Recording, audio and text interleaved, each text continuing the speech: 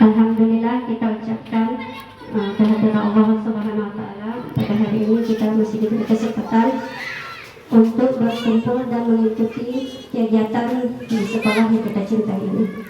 Salawat dan salam Allahumma sholli ala sayyidina Muhammad wa ala alihi wasallam. Alhamdulillah, terima kasih kepada kepala sekolah sudah memberikan saya waktu untuk berbicara di depan, dan kepada Dewan Guru terima kasih telah memberikan saya kesempatan dan waktu luangnya untuk saya. Pada hari ini saya bersosialisasi tentang budaya politik di desa.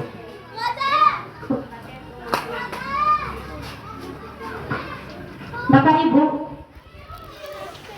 saya sebentar bisa lihat itu adalah itu siapa?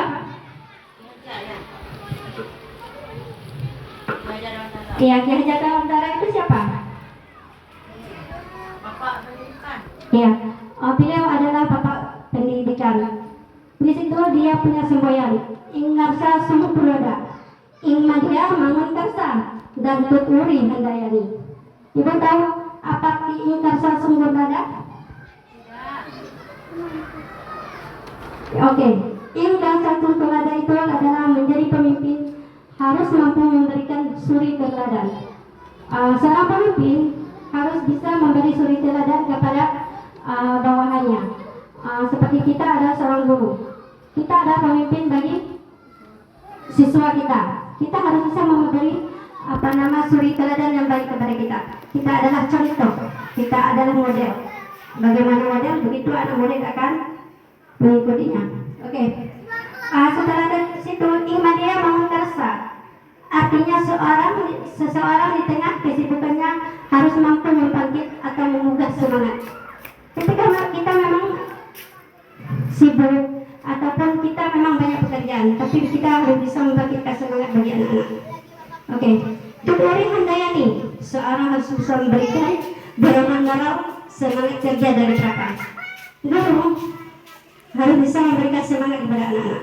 Ketika anak-anaknya tidak konsentrasi, ketika anak-anaknya kurang memahami, guru adalah sebagai dorongan moral dan memberikan semangat kepada anak muridnya. Pada hari ini saya akan membahas sedikit mengenai budaya positif. Di sini ada 5 poin yang akan saya jelaskan. Yang pertama, budaya positif. Yang kedua, keyakinan kelas.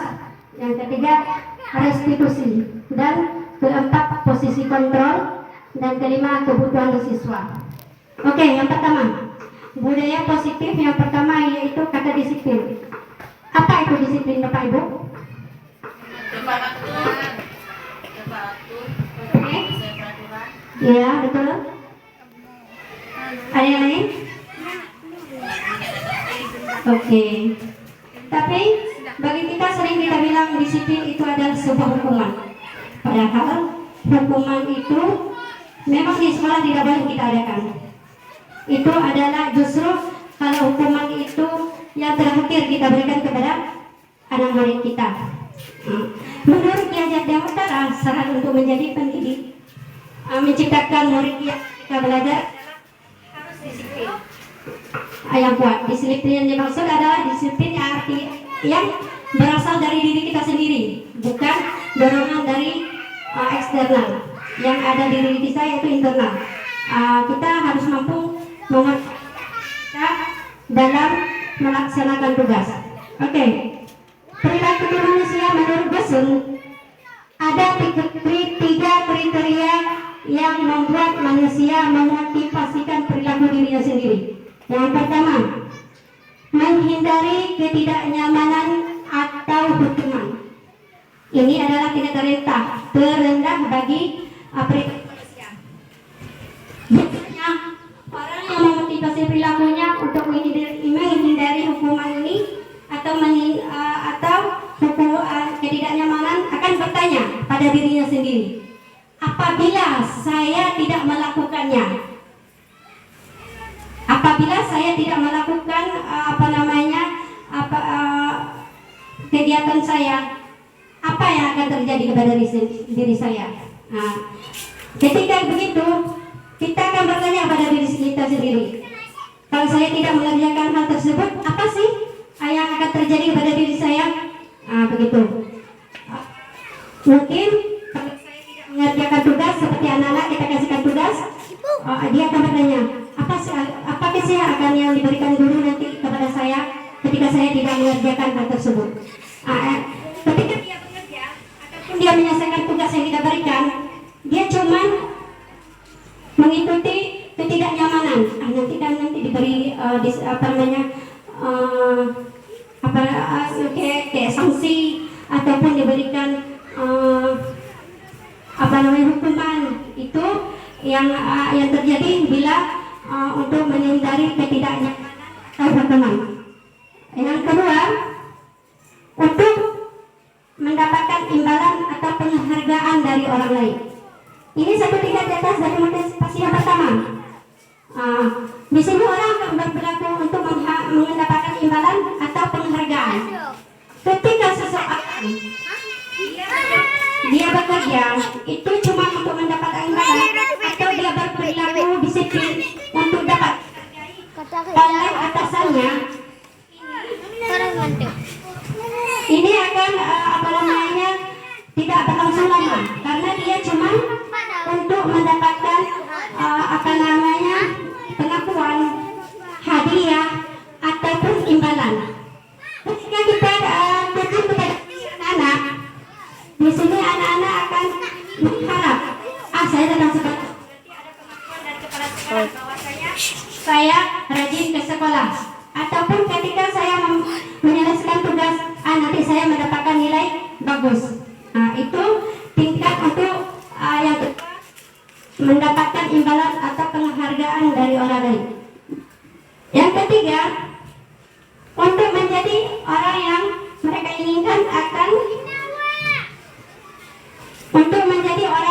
inginkan dan menghargai diri sendiri dengan nilai-nilai mereka percayai.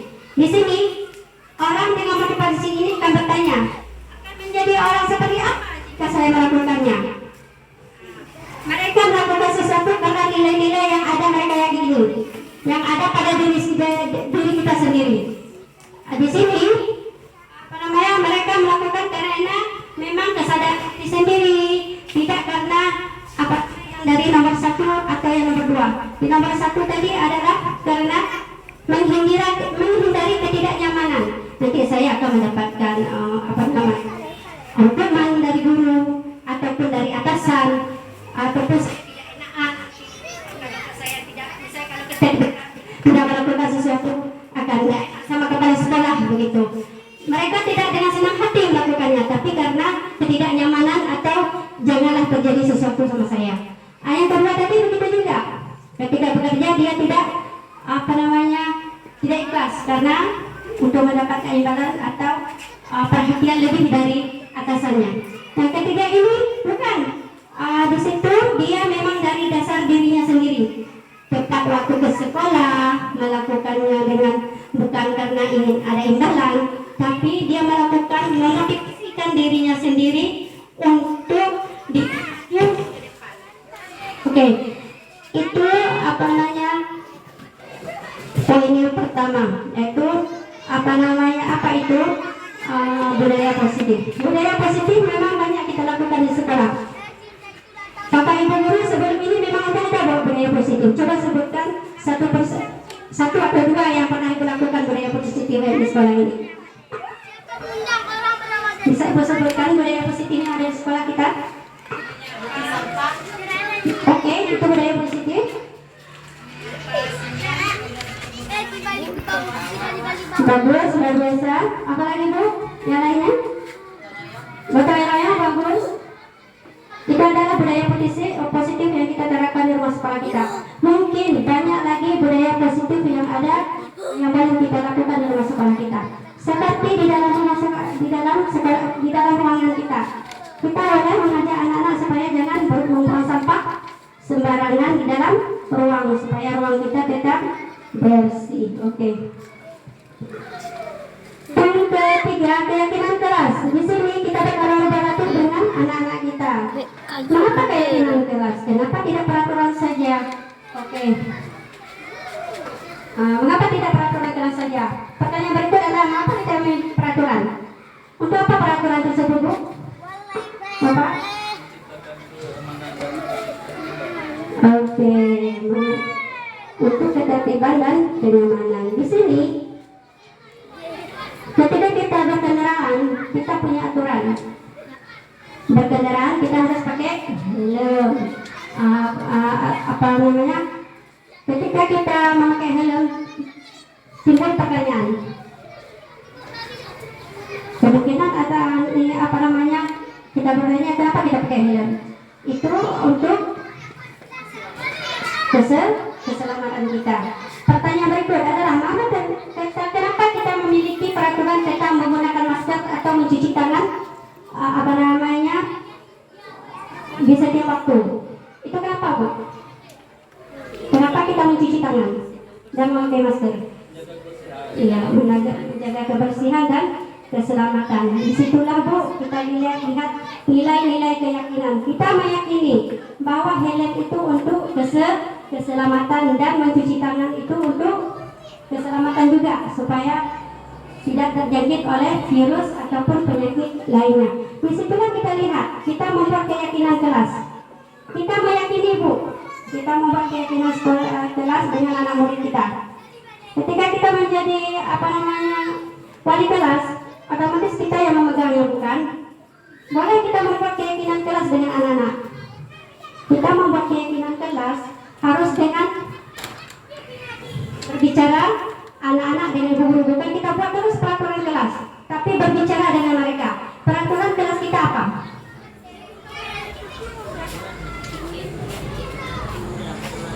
Oke, membuat peraturan skala apa namanya piket.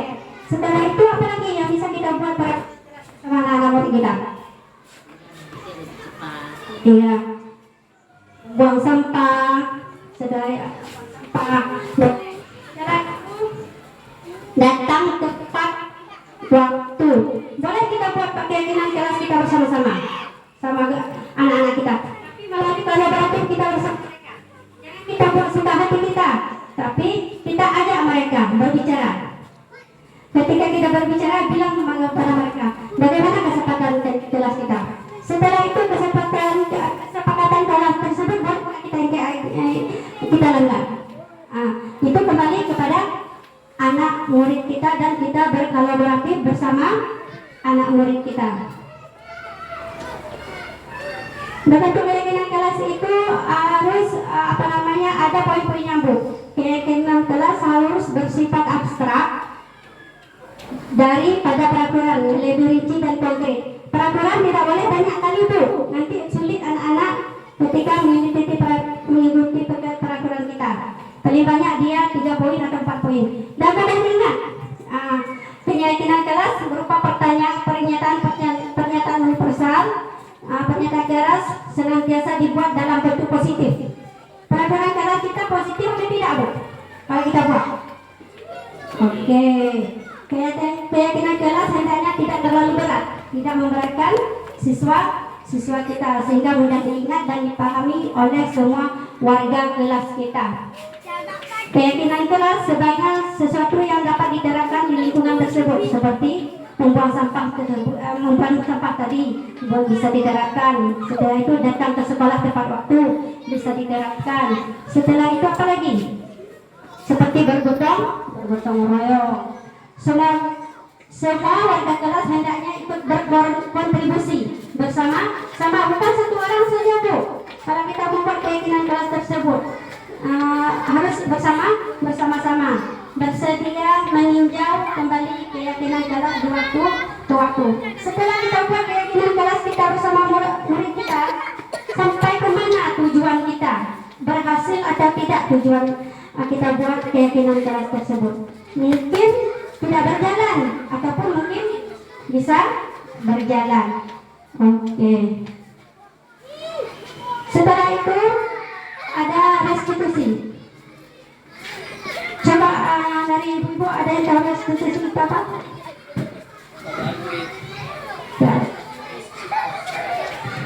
Boleh?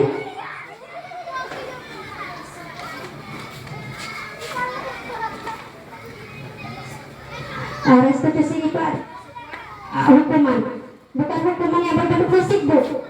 Ketika anak-anak kita berbuat salah, bukan serta-merta kita memberikan dia, memvonis kita dia jahat, tapi dekati dia. Bagaimana cara kita mendekati? Ada beberapa cara kita mendekati anak-anak. Ketika kesalahannya anak-anak itu tidak membuat PR, bukan kita kenapa kamu membuat PR kita tidak buat? Kenapa kamu ngomong gitu?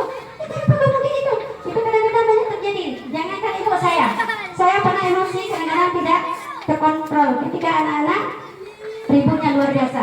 Tapi dalam restitusi tersebut kita tidak boleh menyakiti perasaannya, baik fisiknya ataupun dengan kata-kata kita. Tapi ketika anak-anak terlambat datang sekolah, mungkin kita sudah di luar kesabaran kita. Besok pagi dia juga, ke depan dia juga. Tapi bagaimana kita mencari solusi dengan dia? Bagaimana kita membuat dia menyadari tingkah laku. Bukan semata-mata kita membuat dia itu kita buat dengan buntutan, tapi bagaimana cara guru mendekati anak-anak tersebut supaya dia bisa berubah untuk ke depannya. Bukan semata-mata kita buat dia jerah, tapi dekati dia, lihat dia, bagaimana kondisi dia, bagaimana dia, bahkan kita dekati orang tuanya. Ini untuk restitusi. Restitusi harus ada kerjasama dengan orang tuanya. Mungkin kita sama anak-anak nggak lama, cuma 1 jam atau 2 jam. Boleh kita berkolaborasi dengan orang tuanya demi tercapainya peraturan yang ada di sekolah kita. Kita lihat dia, bagaimana dia. Ataupun ketika anak-anak tidak memakai sepatu, kenapa baru tidak pakai sepatu? Mungkin kita nggak tahu, mungkin sepatunya sobek ataupun mungkin sepatunya basah. Kita tidak harus serta-merta memanggil dia di depan orang, tapi dekati dia, lihat dia, lalu beri dia penjelasan. Boleh dia memberikan penjelasan kepada kita.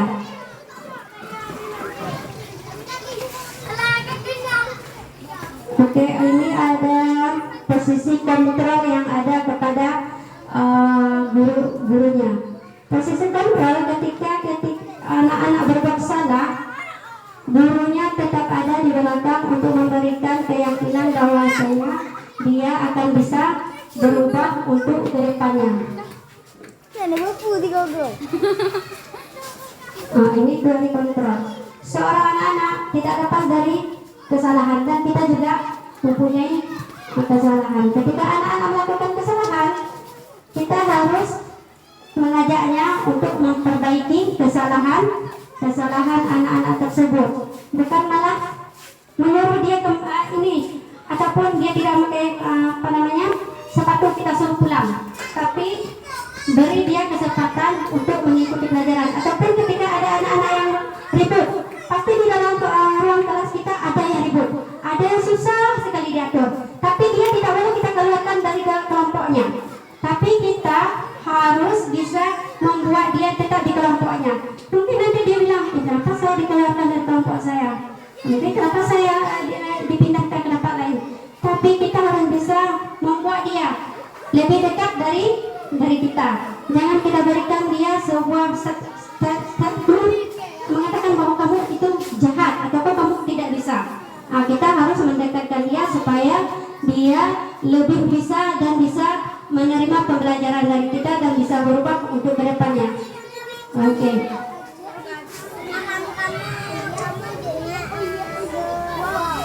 Ini kebutuhan dasar siswa. Siswa maunya diperhatikan ibu guru. Ada yang karena ingin dimengerti, kadang dia ingin lebih perhatian kepada dia. Ada juga yang anak-anak nggak kayak gitu, dia biasa-biasa aja. Ketika anak-anak itu kadang-kadang dia banyak aktif, dia aktif untuk mendapatkan perhatian lebih dari gurunya, baik di rumah maupun di sekolah. Anak-anak memiliki kebutuhan dasar cinta dan kasih sayang yang tinggi biasanya ingin disukai dan diterima oleh lingkungannya. Mereka ingin akrab dengan orang tuanya, baik dengan orang tua ataupun gurunya. Biasanya mereka lebih suka pada gurunya. Bagi mereka teman sebaya sangatlah penting. Mereka juga biasa suka bekerja sama dalam kelompok. Ini anak-anak yang suka begitu, dia suka dekat sama gurunya atau orang tuanya. Dia ingin lebih kasih sayang dan kebutuhan rasa cinta dan kasih sayang. Kebutuhan penguasaan atas kemampuannya. Ada anak-anak yang suka berkelahi. Dia ingin melihat bahwasanya dia kuat. Itu yang semata kita lihat dia itu, oh kamu jahat kayak gini, kenapa kamu suka begitu? Tapi dia ingin melihat dari kelompoknya bahwasanya dia kuat. Dia ingin lebih dari kawannya. Itu. Ada juga dari ada kebebasan, kebutuhan akan pilihan. Kebutuhan untuk bebas adalah kebutuhan akan kemandirian, otonomi, memiliki pilihan dan mampu mengendalikan arah hidup seseorang. Anak-anak dengan kebutuhan kebebasan yang tinggi menginginkan pilihan. Mereka perlu banyak mencoba, tidak terlalu terpengaruh orang lain dan senang mencoba hal baru. Ini anak-anak yang begini suka dia dengan kegiatan yang baru, yang suka dengan tantangan. Dia ingin mencoba selalu dan dia tidak mau duduk dia lebih aktif dan tidak bisa disuruh untuk diam. Ketika posisi kontrol seorang di sini harus bisa guru sebagai posisi kontrol. Ketika dia membuat kesalahan, anak-anak harus bisa kita arahkan ke arah yang lebih baik. Ketika dia ribut di sekolah ataupun di dalam ruang, kita harus bisa mampu membuat dia diam dengan cara kita mendekatkan dia dan menanyakan apa yang kamu inginkan, begitu. Dan guru harus juga sebagai manajer, di mana di sini seorang manajer harus bisa memonitor anak-anak supaya dia tetap mengerjakan semua pekerjaannya. Jangan dilepaskan saja ketika kita memberikan sebuah tanggung jawab atau kegiatan, kita lepas tangan kepada anak-anak. Itu bisa anak-anak tidak bisa menyelesaikan tugasnya sendiri. Mungkin sekian sosialisasi saya tentang kegiatan disiplin positif. Semoga ini bermanfaat untuk kita. Mungkin semuanya ini tidak bisa kita lakukan dengan sendiri saya, tapi kita melakukan bersama-sama supaya anak-anak bisa dikatakan merdeka belajar. Di dalam kelas, anak-anak boleh juga kita keluarkan sekali-kali untuk membuat dia senang sedikit belajar di luar, tidak apa-apa. Itu boleh untuk bisa anak-anak jenuh di dalam kelasnya. Sekian dari saya. Terima kasih. Assalamualaikum warahmatullahi wabarakatuh.